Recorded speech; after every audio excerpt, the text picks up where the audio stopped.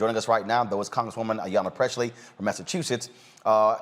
She joins us right now. Congresswoman, glad to have you on the show. CBC members on today held a news conference along with others to talk about this very issue. What answers are you getting from DHS in this White House administration over the treatment of these Haitian migrants? Well, first, let me just say, as co-chair of the Haiti Caucus, someone who proudly represents the third largest concentration of the Haitian diaspora in the country, we have been for 6 months now advocating for a halt to these deportations. Once Biden did come into office and instructed ICE to halt deportations, they continue to target Black immigrants and Haitian immigrants in particular. So this has been a fight for 6 months. More recently, myself and Representative Nia Velasquez led a letter with dozens of our House colleagues calling for a halt to these deportations. This is a humanitarian crisis, and our response should be one that is humanitarian, that is humane, and this is not. The cruelty is the point.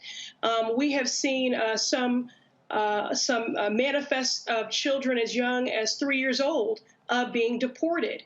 And we know, given natural disasters, the recent assassination of their president, the ways in which the pandemic has ravaged the region, it would just be cruel. The entire region is unstable. They have made it clear that they cannot accept anyone back. And so we need a halt to these deportations and a repeal of Title 42, which was weaponized by Trump.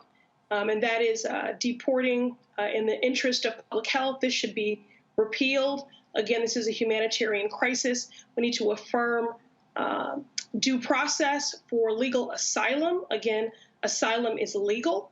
And we need to halt all deportations. I am still trying to understand, and this goes back to the administration of Jimmy Carter. Why are Haitians treated differently than Cubans? And no one seems to give me an answer. Well, I think the point here is that Haitian lives are Black lives. And we continue to get a message throughout the globe that Black lives, in fact, do not matter, which is why there's been disparate response and treatment here, which is also why, in my capacity on the Oversight Committee, I have reached out seeking oversight and investigations to ensure that those CBP officers are held accountable for their egregious and vile demonstration of white supremacy. CBP has been racist and rogue for a long time. So this is just another demonstration of the systemic inhumanity and cruelty of this agency. The union for the Border Patrol officers has come out condemning folks for their criticism of these agents. And I've asked the White House, is it policy in terms of for how folks are treated, yet to get an answer. Now you have, of course, you got folks on the right wing who are saying, no, these were not whips, they're horse reins. Well, if you're swinging horse reins like a whip, damn it, it operates the same way as a whip.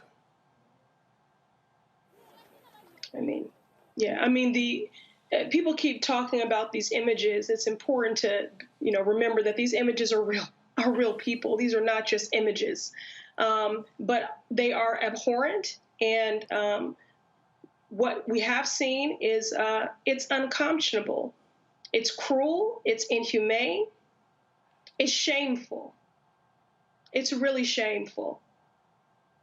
And again, when we were in the face of this so-called national reckoning on racial injustice in the country, many espouse that Black lives matter. It's moments like this, in tragic inflection points like this, where we should be standing up and affirming that that is, in fact, more than an expression, but that it is a fact that is codified in our policies.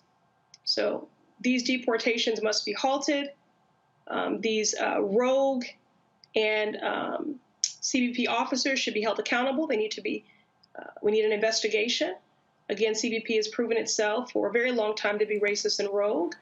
Again, even when deportations were halted by the Biden administration. ICE continued to target Black immigrants and Haitian immigrants in particular. And so now we see ourselves where we are in this moment when Haiti is dealing with three conflated, very severe crises, which they have yet to recover from and will not for quite some time. Large swaths of the region have no power, no clean drinking water. And again, many of those that they are deporting unjustly have not been to Haiti for more than a decade. And the children have never been there. And certainly during a time of such great instability, uncertainty, and violence, and a pandemic ravaging the region, this is not the time. This is the United States of America. We have the capacity to do the right thing here and to affirm due process for legal asylum. And the only thing that we're missing in this moment is the political will and courage to do it.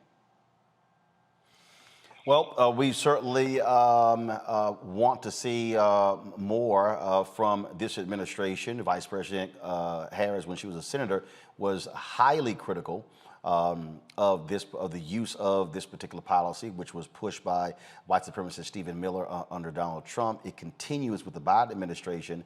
And so have they given you answers as to why they are continuing using it if, when running for president, then Vice President Joe Biden, now President, saying we should be treating people in a more humane way? Then you had a federal judge, Emmett Sullivan, here in D.C., who said they could not use this against families.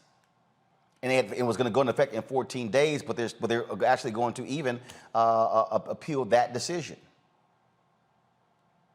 Well, I've not spoken with the president directly. I have been in ongoing communications with the White House, and I did have the opportunity to speak to Vice President Harris directly about this when we were together at her residence celebrating the 50th anniversary of the Congressional Black Caucus.